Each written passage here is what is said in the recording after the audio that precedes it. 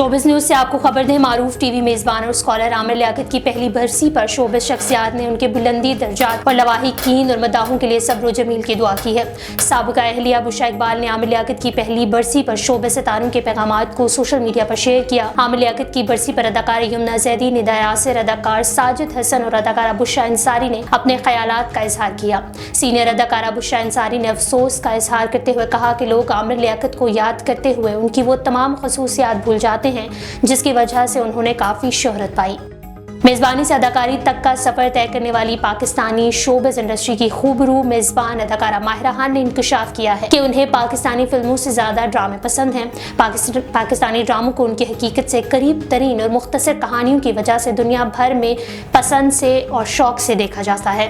अदाकारा माहिरा खान ने गुज़श्ता दिनों एक निजी तकरीब में शिरकत की, जहाँ उन्होंने मीडिया से गुफ्तगू करते हुए कहा कि मेज़बान ने अदाकारा से पसंदीदा फिल्म के हवाले से सवाल करते हुए कि ऐसी कौन सी फिल्म है जिसके रीमेक में वो काम करना चाहेंगी। एक के बाद एक सुपरहिट फिल्मों में काम करने वाली अदाकारा माहिरा खान ने मेज़बान के सवाल का जवाब देते हुए इंकशाफ किया कि वो पाकिस्तानी फिल्में नहीं देखती बल्कि फारिग वक्त में पाकिस्तानी ड्रामों को तरजीह देती हैं। पाकिस्तान शोबिज़ इंडस्ट्री के अदाकार शहरोज सब्ज़वारी और सायरा यूसुफ ने सोशल मीडिया पर अपनी आने वाली फिल्म बेबी लैशेस का टीज़र शेयर कर दिया।